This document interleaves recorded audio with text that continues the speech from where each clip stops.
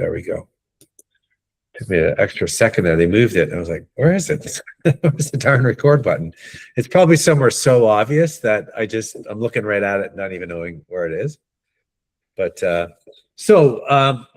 speaking of, it's interesting. My big update, our next call. So we do 2 calls a month, right? First Tuesday of the month, and this one, which is the third Tuesday of the month. I'm doing something different. Rob Manny and Eric and I were talking about is hosting an event. I'm just going to share screen here for you for a second here, so you can see it. He's not hosting. He's promoting. I guess what would be the word? He's promoting it. He's also speaking at it. Okay, that's right. Exactly. Let me just show my screen so you guys can see that, right? Yep. So I said, you know what? If Rob's going to be there, I'm going to try and do it. And it's an entire day event, and that's a big step for me, because unlike you guys that go out and do network a lot, I don't do a lot of it, especially not a whole day. But I just thought, why not? It's going to be a good event. It's a good opportunity to get out and see. And Rob's actually speaking right at our normal 1 o'clock to 2 o'clock. So I was going to encourage everybody to participate. There's a little thing in there. I don't know if it's still there, that if you answer a questionnaire, they drop the price by half. Maybe that's already gone, but it's got an interesting agenda. But I'll just show you Rob's one here. Let me see here. So is it 1 or 1:30? Oh, they moved this around. Shoot. You just look for Rob here. Hang on. I thought it was early afternoon. But... Yeah, it is. I thought it was 1, but it looks like that's changed a little bit. I thought it was exactly 1. Anyhow, he's going to be speaking at this is Rob here, and you guys may know him from the group. He's going to be speaking at it and sharing some stuff, and then there's some other stuff going on that's pretty good. So I thought, you know what, I'm going to take the whole day. That's my big update of the month. I'm going to attend that, see what it's like, and see if you guys, I'll kind of share back. If anybody else is interested in going, I put it under our events for June 2nd. Unfortunately, that means I won't be able to be here to host our normal call. So I'm just going to cancel it, and I'll send an email out to everybody explaining that. We'll just catch up the next meeting, which would be the third week of June. So I'm also going to be, the reason why I don't feel too bad about it is I'm also doing, where it's the end of the quarter, and I'm doing the in-person visits. So going to be in Hamilton, Mississauga, and Toronto. So I think it goes, Hamilton first is the 9th, I think, and I'm just going by memory. Let me just look here so I don't have to go by memory. So Hamilton's June 9th. And it's always it's a 1 to 2 p.m. now. I just switched that up so we can grab a late lunch together. Then then we got a members call on the Tuesday, the 16th. And then on the 23rd, I'll be in Toronto at Yorkdale. And again, if anybody's interested if you want to go to an event that's not necessarily your neighborhood, let me know, and we'll try and get a little carpool thing going on there. And then the last one of the month is going to be June 30th in Mississauga. So there's a nice little bagel joint here that we get together. It's a little noisy, but the food's kind of interesting and good. So is it in Toronto, if you guys are interested in going. It's right in Yorkdale, so super easy to get to, right off the 401, and then the parking lot right in front of where we're going to be, so we don't even have to walk far. So that's good. Any questions on that? Any updates? Are you guys going to be anywhere? Anybody else going anywhere? I will be at the Digital Summit with you, Rob Manny's thing. So, nice. Yeah. So that's my big excellent. Thing. Excellent. And Marta, should I give you a couple more seconds to get settled? Are you there? I'm okay. I'm good. Thank you. Good. I don't know how it always happens that on these phone calls, I'm just stretching myself too thin. So I apologize. I was running late for a meeting, trying to get settled. So thanks, everybody. No worries. I wanted to update everyone on something I'm doing, because I feel like it's something that nobody ever does anymore, and it's called a focus group. Oh, do you remember those people? Mm-hmm. Right, like live people. Like there'll be digital polling, so we're going to use digital tools, but there's live people coming to a room tomorrow, gathering. I have to double check the numbers. Actually, I think we have about 14 and it's to give feedback and test out a new product line from one of my clients. Oh, very nice. Yeah, so I'm Very excited cool. about it just because, you know, it's human interaction, it's real-time feedback using like digital tools. So we've developed some polling forms, and we'll get real-time results and be able to sort of position back to all the people in the room like, oh, 70% are loving this color and 80% are hating that color or whatever it may be. So it's kind of nice to have that real-time feedback. And Preston, who's in our group from JavaLogics, is helping me with this client, which is one of the reasons why I want to talk about it. I think it's so important that we get to know each other really well, because then we find those opportunities of when somebody can jump in and help you. So it's great to do a focus group, I think, because I don't think I've been a part of one for like a decade, it feels like. And also, you know, teaming up with somebody from our group to handle some of the back end digital stuff for me. That's an awesome collab. I want to hear notes on what you think worked, what didn't work, how it went. You know, okay. I've only done one, like, real folks. When I used to work at Sheridan College, they were doing, what was it for? Oh, I was doing a series of ads that we were running to try and build recruitment up. And they had, I can't remember, it was either like the guys attached to Environics or some other, it was a major research company. They had the research room where we're behind mirrored wall and stuff like that. And there's a bunch of questions. They ran the ads, get the feedback. It was pretty neat. But yeah, because you'll get unexpected stuff, right? So it'd be interesting to see, especially with the digital stuff. They never, I mean, when I did it, they didn't have anything like that. So it'll be interesting to hear how that goes. Excellent. I don't know what Preston does versus others, but I met someone recently actually that like worked for, whether it was Nielsen or Environics, she like all the major firms, and now she's taking that and bringing it to SMBs. So if this isn't obviously in competition with Preston and anyone's looking for sort of research done at a small business level, yeah, I would never, normally it's like the large firms that are sort of investing in those dollars, but there is something to be said about kind of having data and proof points, as Marta said, to be able to back up sort of thing for clients as well. So put that in the notes, or the in the B2B cohort in one of the threads. That'd be good to know. What's the scale? Do you know if how small she'd go? Well, I know when I was at another event with her, and there's one woman that specialized in luxury brides. I didn't even know that was a thing, but she basically has all these brides that spend a lot on their weddings. And this woman who was speaking to her about how she just wanted data of like, I don't know, 85% of brides do X or Y or this many on that front. So to that level, if it's for one person that has a distinct specialty, it feels like it's relatively small that she's going to and bringing that insight. Oh, that's interesting. I think of that, and I've never seen this show. I'm not an avid watcher, but that Bridezilla one, have you guys heard of that? I've never seen that. I just seen the clips on it. I was like, whoa, oh boy, things can go wrong at a wedding. Holy cow. That's excellent. Thanks for share that. And I'll try to remind you to share it in the sharing thread. That'd be awesome to know. So what else is, hey, Christina, I talked to Michael. Oh man, I'm not going to say Michael. He knows you. You guys are linked with, he's out in Orangeville as well. I was chatting with him this morning. It's, I'm gonna have to look it up because I'm not really good at pronouncing Agueci. Agueci maybe? Agueci. Anyhow, he's out in Orangeville, and that's the only reason I remember. He knows. I know him. You do. He knows you. He knows yeah. So he's into mergers and acquisitions. He's just starting off. Yes. I think Tyler introduced me to him, and he says he's downtown Toronto a lot. So I told him about the Yorkdale meetup, and he said, yeah. And I said, well, talk to Miranda, get a carpool thing going on so she can get down there. So yeah, I might have to try and get to the Yorkdale one because I'm going to be away for the Mississauga one. Yeah, that's a comment. That's a July. I didn't even think it was a July long weekend, isn't it? Or that week? July 1st. June 30th. Yeah, I mean I'm away on a work thing, so I just can't come that day. But no worries. I might do the Yorkdale one instead. Yeah, or Hamilton. Hamilton's fun as well if you want. Let me know. Marta, go ahead. Okay.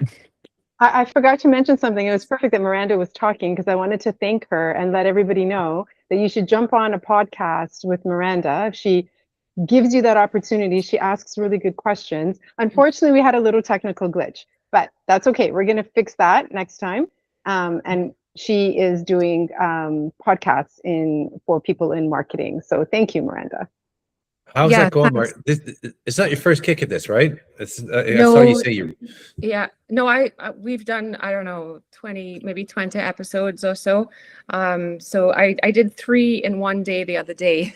So it was a lot, but I had a good time with Marta. Unfortunately, the recording technology messed us up, but I also had Kimberly and Vanessa Green.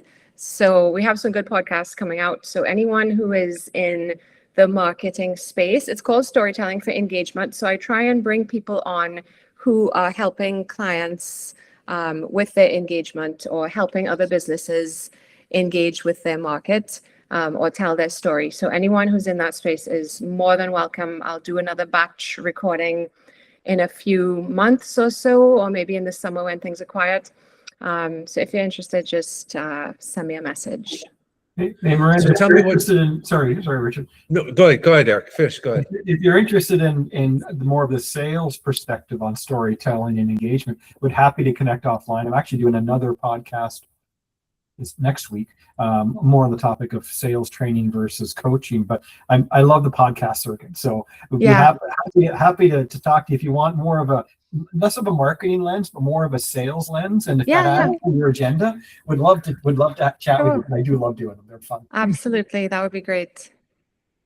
So tell me, Miranda, what's so you being the expert, how do you use those in terms of marketing, besides the obvious stuff as a testimony and explanation of how things work? So we record, I do it on Zoom. I record the whole thing in Zoom. So we have a video and an audio recording. The audio recordings are the ones that do really well on Apple, Spotify, YouTube, whatever, all of those platforms, because it goes on all. Most of our views are coming from Apple.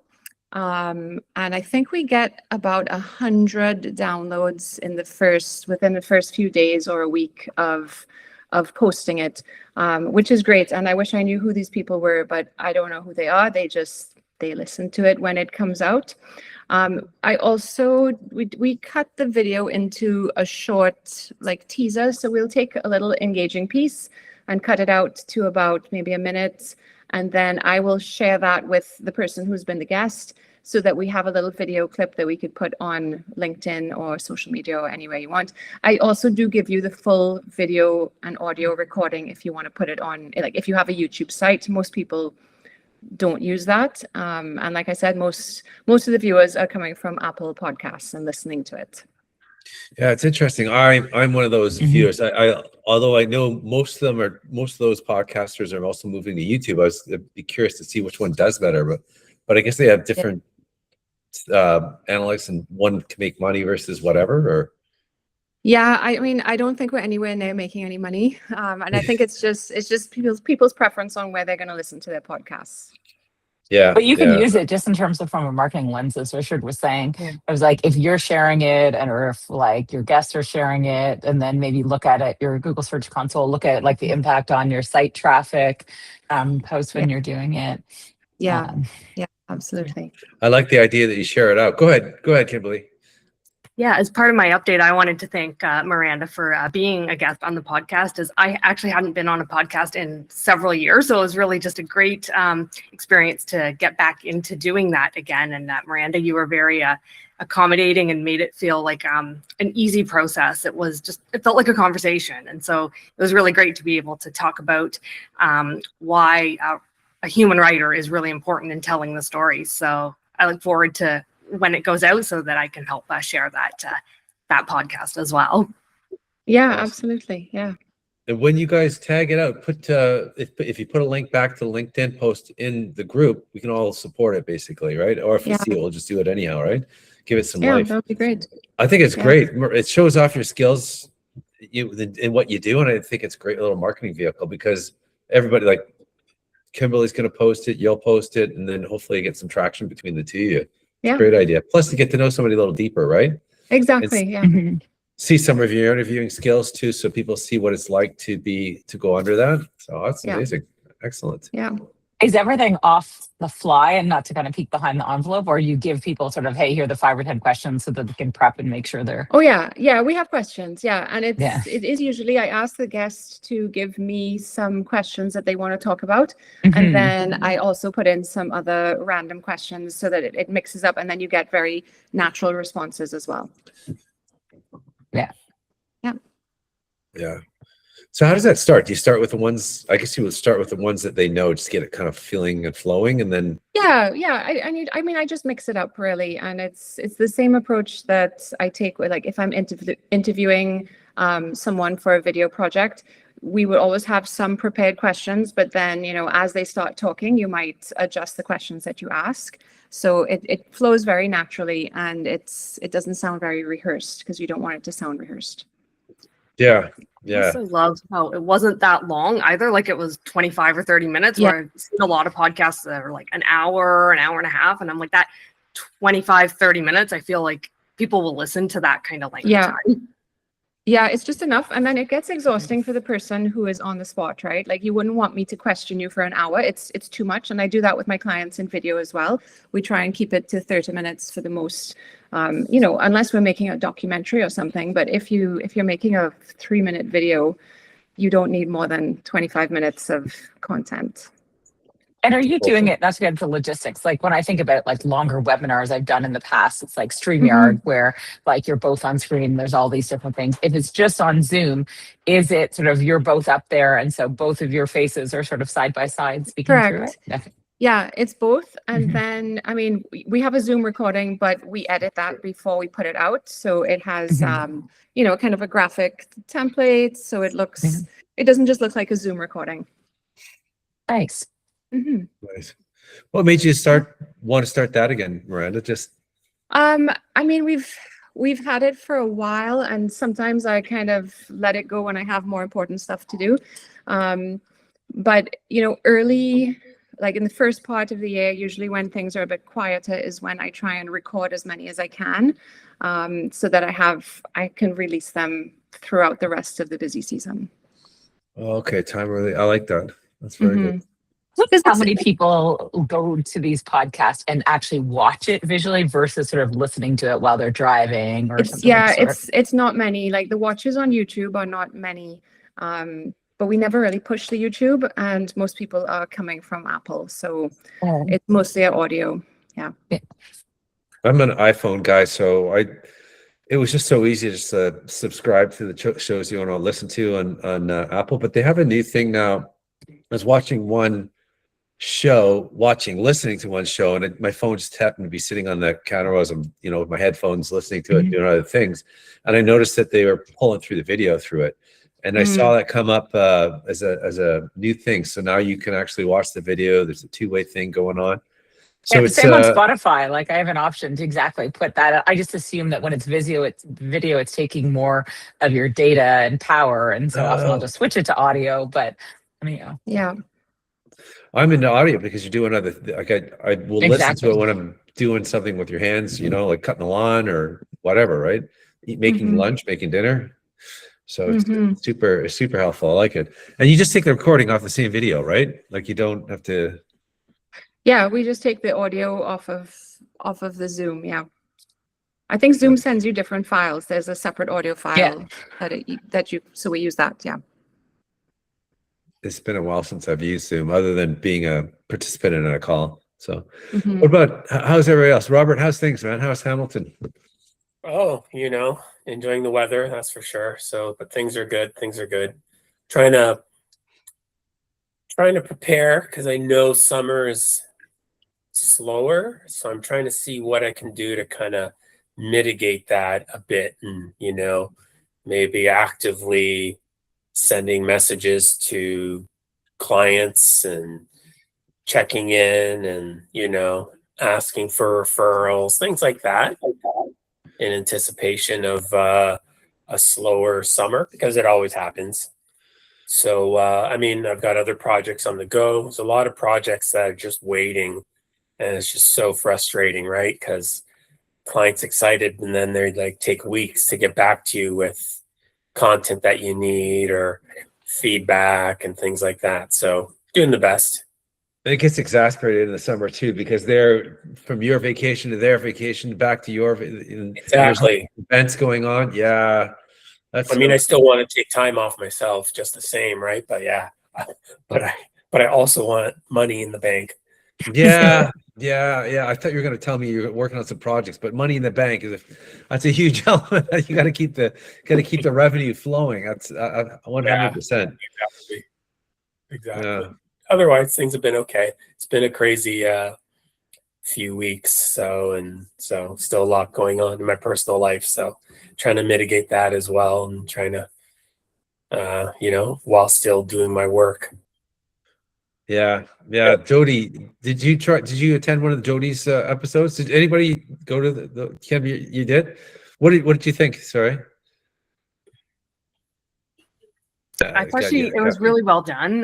Like she really knows like her material, and it was very just understandable and approachable. Kind of learning how to prepare your business for those like unexpected life circumstances. So she went through things that like you wouldn't even think of. Like, so yeah, it was very well done. Yeah, I'm actually starting it on Friday, her next preparedness program thing. Yeah, so I'm looking forward to that. Nice. Yeah, it's timely. I was talking the guy, same Michael I was talking to, and I was saying, oh, you should talk, like I always like, you should talk to so and so, you should talk to so and so. One of them I think it was Jody with the mergers and acquisitions, and he said, oh, I think I follow her. And it was like, it's like, you don't know when you're doing all that effort, putting all that content out there, making it available, you don't know the undercurrent that's creating, right? Like I can't remember, I think it was Alex, I can't remember who said it, but he said, I hardly get any watches, but then I went to this event and they, yeah, I seen your show. I'm like, oh wow, people actually see you. So it's interesting. I mean, you see it like Christina was saying in the analytics, you'll see the uptake, but then for somebody to actually acknowledge it, that's pretty interesting. What about you, Christina? How's things? You guys are starting the sailing season soon, I imagine. So you have to. Power boating, yeah. We just got back this morning from the boat. So no, things are great. Yeah. I've had a wonderful weekend. Obviously a lot of power washing, a lot of work. But no, it was great. I'm trying to think what my lessons. An old school lesson I had, I have to admit, was just a little bit about the importance of sort of your network and people helping you out with things. And that just comes from, I had a enormously, not to get into the details, like frustrating experience with Rogers lately. I'm sure everyone's had just different telecom experiences over the time, and it was not getting solved. And I was literally at my wit's end about to cancel. And then just based on a friend that has a friend that is there, I now have business executive support to help kind of resolve everything. And this is honestly, the person that connected me was just someone that was in my BNI group. And so I have to admit, I'm like, the value not only of a business referral, but someone that can help you solve pain points on a personal level to get to sort of a human and get to someone to resolve it was incredible. So sort of an old school lesson, but the importance of people that can pass things through. It's funny, the more essential the service, the more important the referral is, right? Like the more you need the trust aspect of it. I almost didn't come on this call today because Rogers has been going on, like so infrequent that it happens. Like I'll go on, forget, like electricity, right? And then all of a sudden last night we started having problems. I'm making lunch and like, oh shoot, the internet just went down. I'm like, I got to call it one. Like but it's good. It's good that you solved it. I think it's funny, like even just neighbors, like it's not like neighbors have some kind of credibility, because they're experts at something, but they had work done at their house. What do you think of that work? I always use that referral network for sure. 100%. Yeah. Well, and just recognizing just different people's expertise. Like another different example, we had someone at the marina that, I don't know, they were very impressed at something business-wise that Jerry and I were speaking about. But I left, I'm like, yeah, okay, we know about that particular topic, but there was someone else that was just about boat mechanics and very in-depth there. I'm like, they are definitely the experts in that space, or someone else is definitely the experts in that space. So it's just sort of, recognizing and going to people for experts, not trying to do everything on our own as entrepreneurs, which we always do. Yeah. It's the temptation is to try and do it all on your own, right? Just to see how far you can get. I'm guilty of that for sure. But how about you, Dorothy? How are things? What's going on this summer? Oh, you muted. Yeah, I'm settling back in. I was away for a bit. Typically go away in May to see my mom, but I also had another sad occasion in my family, so had to go deal with that. I'm back now, like Robert, getting ready for the summer slump and just launching something new. Working with the clients, and then of course the nonprofit is taking a lot of time. So that's pretty much is chewing into a lot. Well, I shouldn't say chewing into my time, but it's competing with a lot of things, and that's just how it is. I still get to exercise a lot of my marketing anyway, so that's always the great news, and we always do something that's really cutting edge. So I like to be on top of that. So yeah, it's really settling back in into my normal routine after being away, and then getting a little cold and having to deal with that. Yeah, that's life. And I'm sorry about the family issues. I hope that Yeah. worked out. I mean, as far as they can. Yeah, no, well, my brother-in-law died actually. Mm. Yeah, so I had to go down a bit earlier to deal just to attend the funeral and so on. So yeah, that's kind of sad. Yeah, sad, and there's a lot of joy in there too, with seeing everybody and everybody coming together for that special occasion. So I went to one on my friend's mother passed, and was just like seeing people you haven't seen in years, all coming together. So there's a lot of joy and sadness all at the same time. But that's good. So I was going to say with your nonprofit, you have an exceptional client, right? That you get to work with that would try anything that you would, but basically you're your own client. It's an opportunity to experiment, right? So yeah. And I have a great team too, and we're doing something exciting actually. We got executive sponsorship from Canadian Blood Services, and we're going to be at the biggest Black Tech conference in November. So we're getting prepared for that. That's a huge tech conference. So they're talking about AI, and we'll be hosting a panel around AI, health, and equity. I think nice. We're so I'm still getting the opportunity to marry both the nonprofit work and my own skill set. So that's pretty new and exciting for us. So yeah, so again, there's a lot of overlap in what I do to get paid for what I do and don't get paid for. So it's a really good balance. Yeah, absolutely. Lisa, are you able to come to, like, I know your camera wasn't working, but are you able to talk? Oh, yeah. There you Are you able to hear me okay? Yeah, perfect. Excellent. Perfect. Where did we catch you? Are you in Toronto or are you out west? I am in Toronto right now till July 1st. So I'll be coming to the June Nice. Yorkdale event. Nice. That'll be the second time. You know what? And if we get weather like this weekend, we'll do it on the patio. Landwehr has a nice wrapping patio, so it was really good. You're in the shade and still get the nice breeze and stuff. So we'll have to get a few people. Marta, sorry. Actually, let me finish this. So, Lisa, so what's new with you? How are things? You're in Toronto. You're catching up with the Salesforce stuff, or is that right? Yeah. I'd have to say there's quite a lot of moving pieces, I feel like, on my plate right now, as I think any entrepreneur and a business owner. A mix of a few things. Like one was, and I really wanted to see that webinar about kind of the planning type of thing, because I had my own little outage in March, April, where I got ill and had to be like basically not working for 4 weeks. And I got to tell you, like, my team did an amazing job type of thing. But it did also show where there's cracks of, like, if all of a sudden I'm gone, the things that we need to work on. So that's given me a list of, action items to be working on. I flew in for the Salesforce conference that was last week.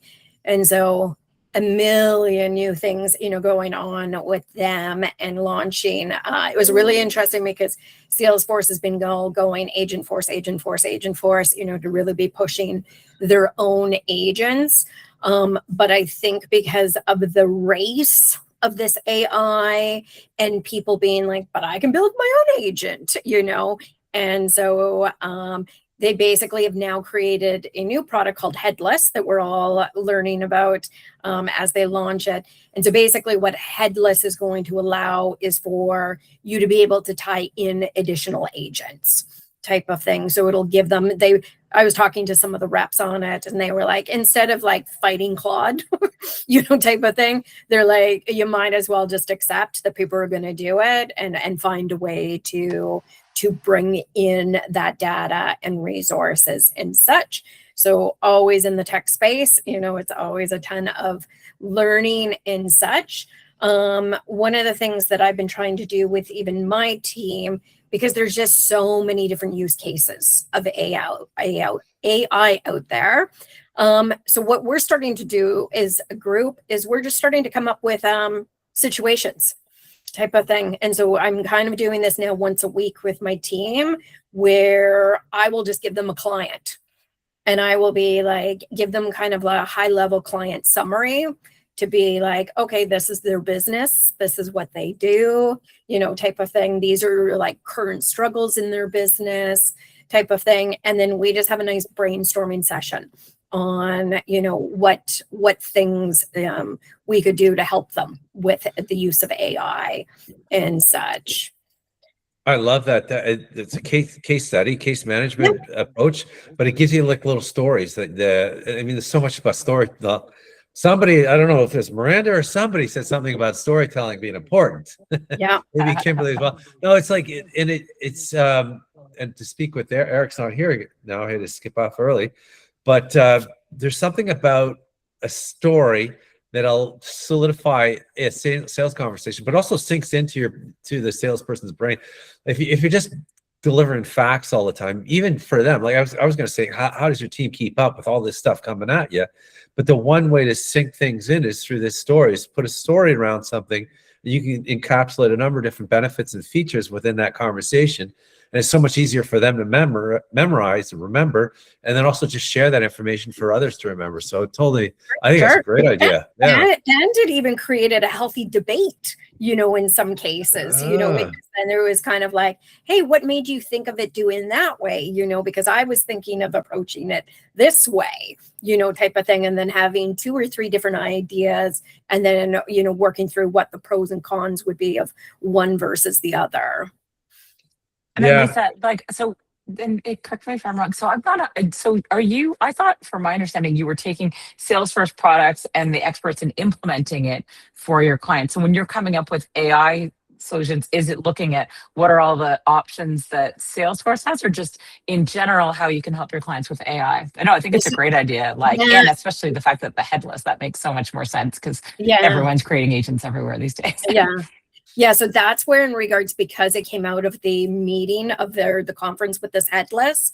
And so that was my first of like, we've always been kind of like, what can we do within this Salesforce org, you know, type of thing. And then I even, you know, pressed them on some of the things of like, well, this client does not have a lot of money to spend, you know, type of thing. So what would be the option if there was no additional, you know, product, you know, type of thing? What if they're just using ChatGPT, you know, type of thing of like, so just again, trying to force them to think outside of like the box of like, what do we know every day in regards to the Salesforce agents, but now knowing that we can go down this route of headless, which could be, you know, integration to these tools. But I also think that there's just things that like, people that are not ready to integrate tools and pay for that development work and such of like, how can you be using, you know, your ChatGPT or your Claude that's on the side that's giving you information, you know, type of thing to potentially then be using like your agent in Salesforce to be updating records for you. Yeah, I love that. I like that Salesforce is bringing in other agents, not trying to compete head on with. I think that makes sense. And it's just, that's one of the, like HubSpot's really good at that. Salesforce has always been really good at that, recognizing the more dominant software tools. It allows them to get a foot in the door. But, and then I like how you're pairing away, just like thinking creatively of the tools they probably are comfortable with and already using. How does Salesforce surround those, and how do you how do you get that to work with it? It's like, I always think of it as a foot in the door, right? Once you start using a tool, you get it, you get adapted to it, then it's really hard for you to want to change for something else. So you get your foot in the door, and then they're going to explore other tools that are like it, right? Same user interface and whatnot, same ecosystem. And then is it just so even like to help for potentially referrals kind of within the group? Obviously, I think of Dorothy when I think of everything in terms of AI kind of out of this group. From a Lisa perspective, are you doing that brainstorming for your clients just to as a kind of added value to share some insight about how they can leverage ChatGPT and help their business, or is that sort of a part of the business model for your company too? So it's definitely down the avenue that we're wanting to go type of thing, because right now we've been always of like, how can we use Agent Force and such. And so now knowing that this headless is out and that we can use these different, tools, that's why I told the team I'm trying to create a safe space where we can go through all these different kind of case studies and such and work through their business processes and such, so that it will make us much easier, because then we have each other, like I said, to debate and be like, well, this might be better, type of thing, or and such. And then that way we get these internal safe places to keep practicing with our own clients that we know intimately, so that now we can start actually going in and start doing basically AI readiness assessments. Interesting. And you wonder, almost like looking at to Dorothy, is it now that you know that Salesforce has this headless, like maybe there's some things that you can do to help integrate for any clients that have Salesforce? And just looking at synergies between the group. Yeah, no, it's very true. I was, I keep seeing, like, so I'm on Google. You guys are probably, a number of you guys use Google Works, and you can see the pace that Google's been introducing new things. Now they got that new laptop that's Google AI. Basically, it's like their Google Chromebooks and whatnot. So new thing that they're coming out. But every time I'm loading on, there's a new version of it. But I finally got out to Dorothy would be proud of me. I finally said, I'm going to do a project all with Claude, but it was such a, the first thing I did was what you would probably obviously do is like, how can I do what I'm doing right now but with a different tool? But the tool's not the tool. So I use Google Notebook quite a bit, dump all my content into the notebook, and just to prevent it from hallucinating, just make sure it looks within the content within the book. And then I'll use Gem to go in and out of that context, right? So I try to take that whole thing and port it over to Claude. It's like, no, well, okay, well, yeah, you got Claude projects, you got workspace, you got coworker and stuff. It's just, it was like a complete, like, spent like 2-3 hours just trying to make it work the way that I was already working. And then finally, went to sleep, came back and went at it a different way and just embraced the tool for what it does and was able to get a lot more out of it. But the learning frustrations of trying to do that was interesting. So there's that whole adoption aspect. If and that's what I like what Lisa's doing is that Salesforce is in that mix, right? And we recognize that you're on a tool right now. You probably just spent a great deal of time learning, and to convince you to move off of it, to adopt, to abandon that tool for another tool that may or may not work completely differently. That's a huge lift when you can say, look, let me just slide in with the tools that you're already comfortable with and then show you how this works. And then you slowly can gain the benefit of knowing how Salesforce works and then step into the ecosystem. I love that. The other thing that I am realizing as well, and I think even it touches base on one of the meetings that we had not too long ago where we were talking about like trying to embrace and like the newer generation, even with AI and stuff. A lot is in regards of like, you've got these tools and they're very, very powerful, but they're as powerful as the prompt behind them. Right. Mm-hmm. And so that's something also that I'm just starting to incorporate. So like I've got my town hall tomorrow. And so we're going to do a working session in regards of prompt engineering, and what are the best prompts and what are the things that we're learning, because again, we're all kind of learning this at the same speed of what's, better and better, but then as well versus, people that are more junior at this and giving it crappy prompts are very basic, type of thing, that it can be a learning ground of like best practices. And then we'll start document it. And so it's easy for people to just copy and paste and move so much quicker.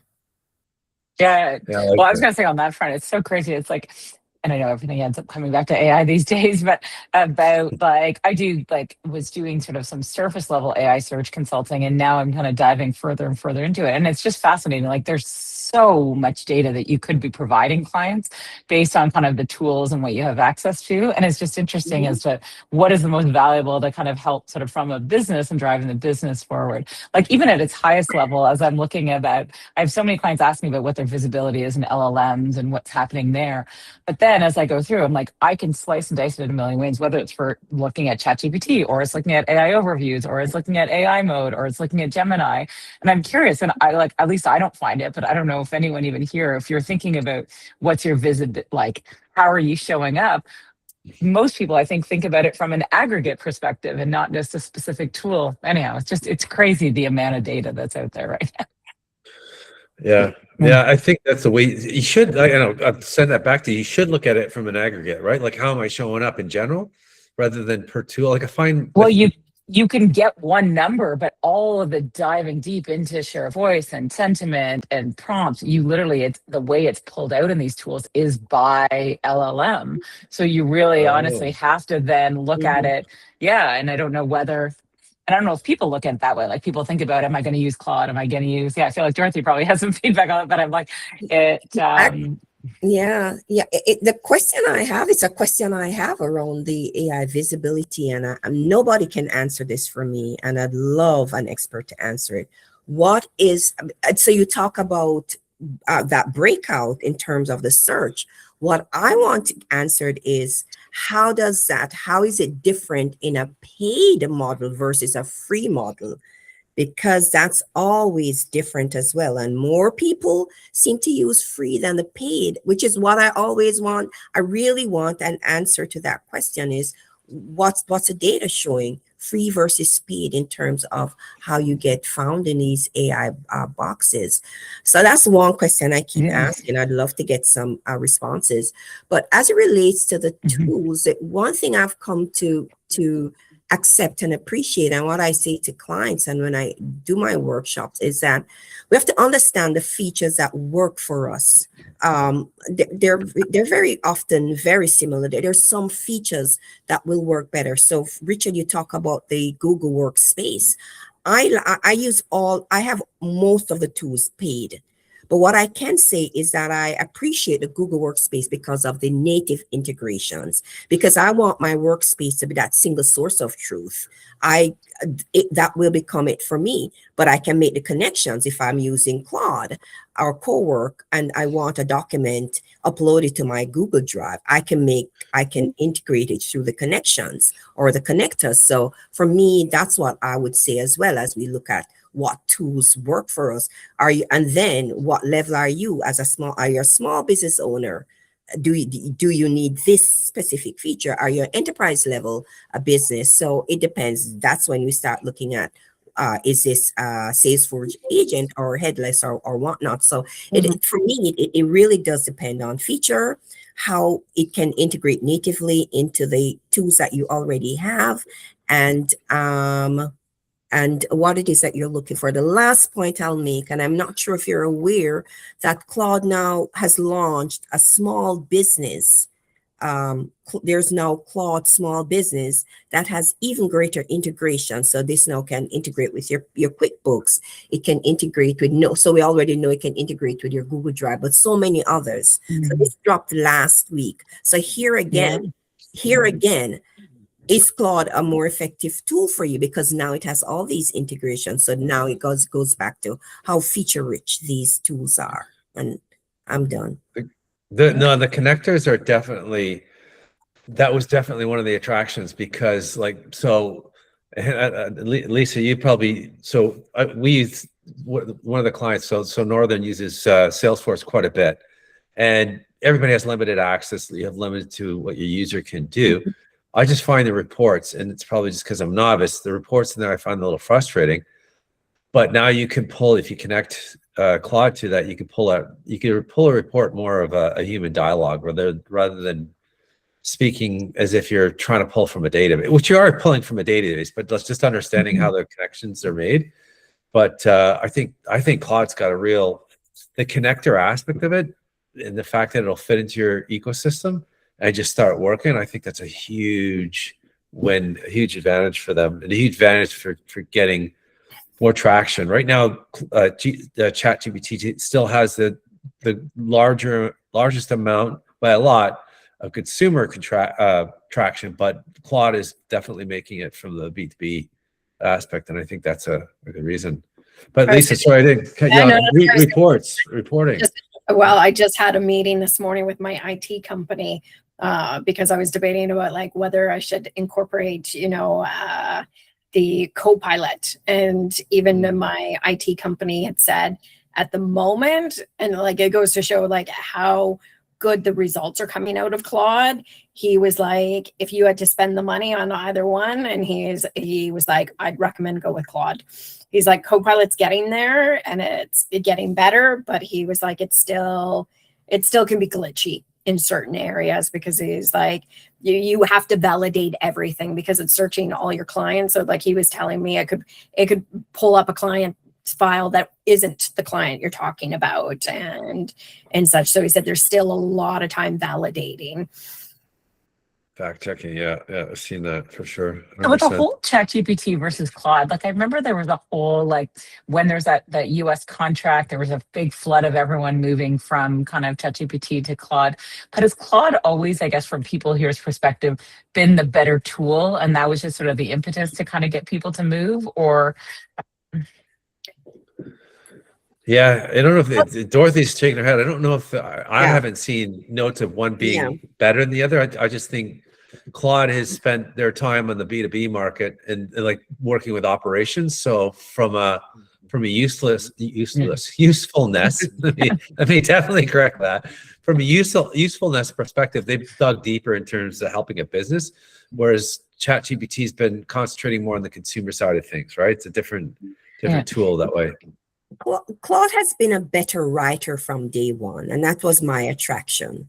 And then I like the ethics of the company, and then that's why you saw a lot of people switch or made the leap. And then I think but Chat has made some significant improvements as well, and they still have the larger market share.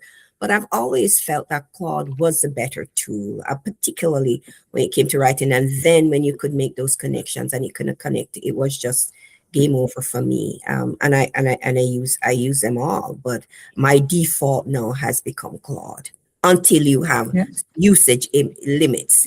That's what I don't like about it, unless if you use it a lot.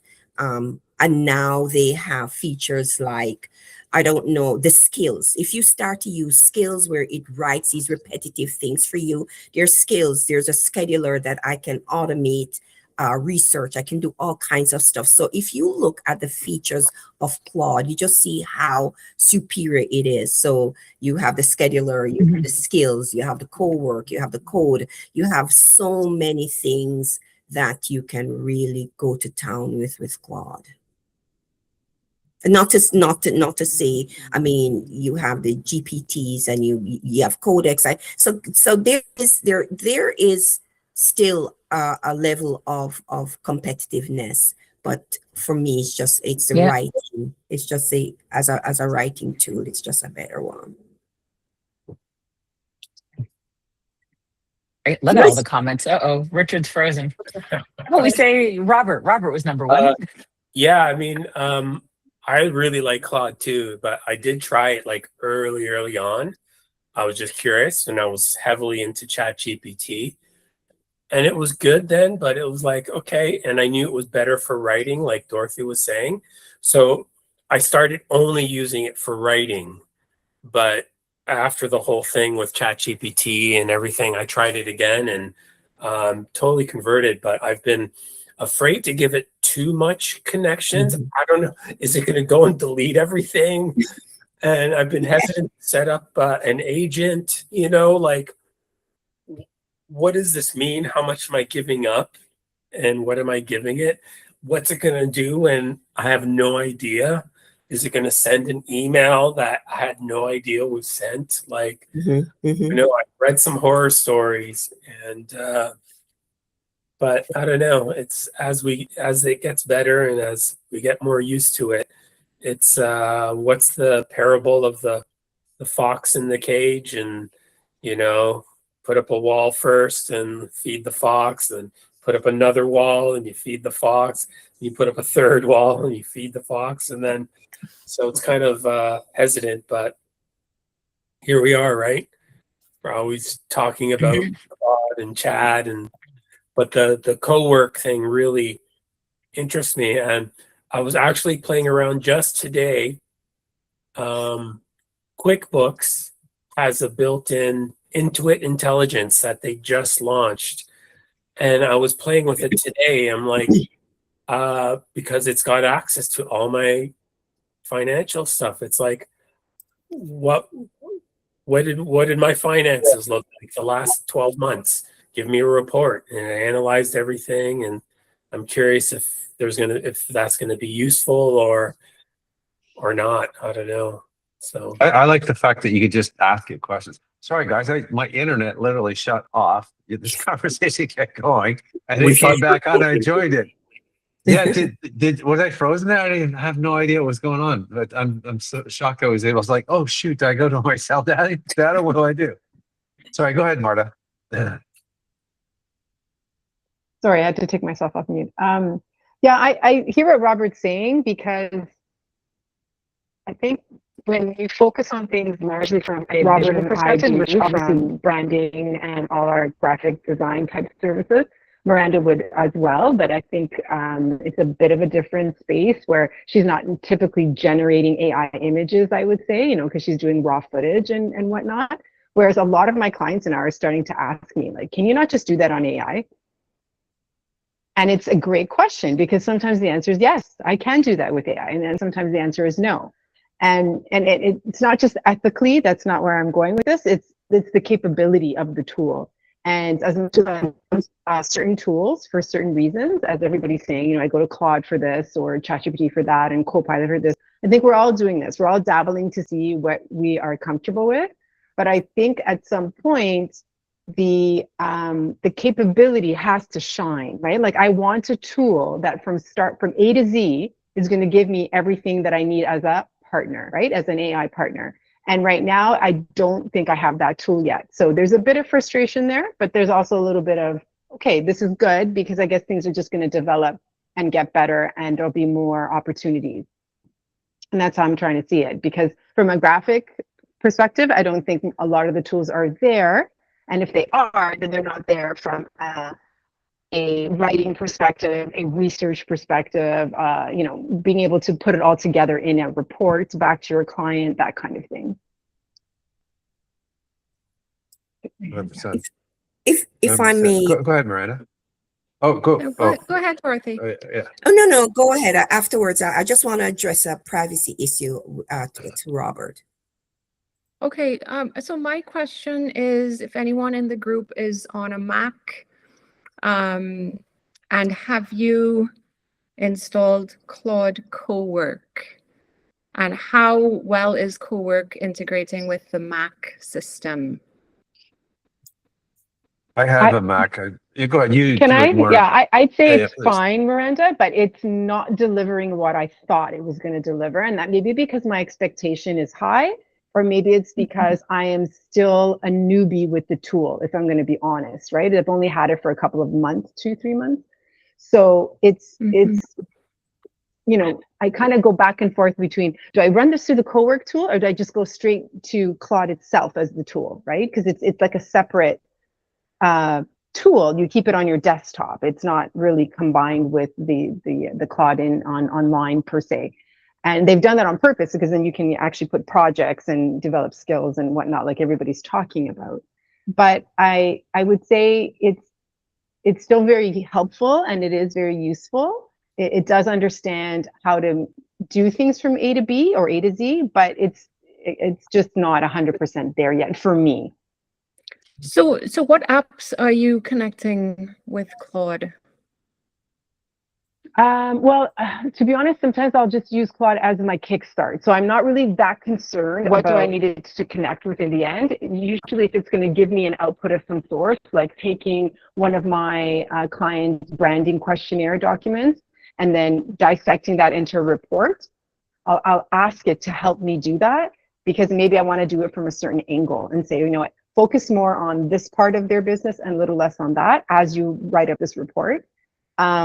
So I think that's one way to describe how I'm trying to use it without really, again, not necessarily integrating it, because typically it'll spit back at you, you know, here's a Google file, here's a PDF, here's a, you know, so you can specify if you're looking for something. But because again, I'm very design heavy, I'm not a big Google Workspace person. I love my design software. I'm a little bit old fashioned. So I have to be open, and I'll use Google Docs, and I'll use all these other documents that of course other people use, whether it's clients or partners. But in the end, I want to be able to know that I can just import into InDesign, which InDesign and like Adobe in itself as a company has starting to make strides in what they can do AI, right? So I'm sure you've all seen it between yourself, Miranda, and Robert. So, you know, there's lots of little AI, little gems in their software now, which is great. I mean, simple things like before you could never open a PDF. You could only place the PDF. Now you can actually open it, edit it within your InDesign. So it's helpful. It doesn't mean there won't be reflow. It doesn't mean that it's going to be perfect, right? So again, it's all about what is our expectation? Do we want these tools to be 100% perfect? Then I think we're going to be disappointed sometimes. Just Dorothy, do you want to get on that privacy thing before we run out of time? Yeah. So Cohort is really an agentic a feature of Claude. So you can actually give it instructions. It runs it. It does it. Put it in the folder that you have assigned it to, and away you go. I've used it to run presentations that have been really great. I've uploaded a template presentation that Marta created for a nonprofit. It dropped it in, and it was great. I had to ask it to do a couple of things. So that's what the value of Cohort is. It's agentic. So you can do stuff, go to a meeting, it gets done. My schedule will run. I'll get up in the morning and I'll have my thing ready. Robert, to your point around privacy, it is a great concern. You can actually go into Cohort and shut off that privacy. Ask it not to train it on your data.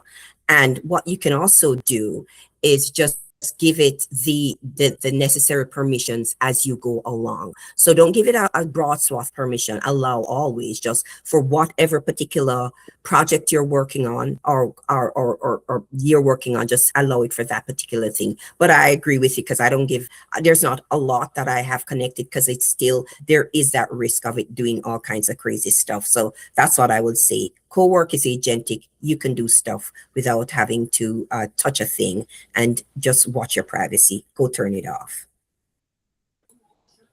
Thank you. You're welcome. It's like a need to know basis. Yeah. Literally. There's a good if you want, I did it. There's a good simple little Claude 101. Depending on how much time you give to it, it's really easy to flow through. But a good starter to talk about what the different projects are, the different skills, Cohort, and how each one interfaces versus using on a desktop versus in cloud.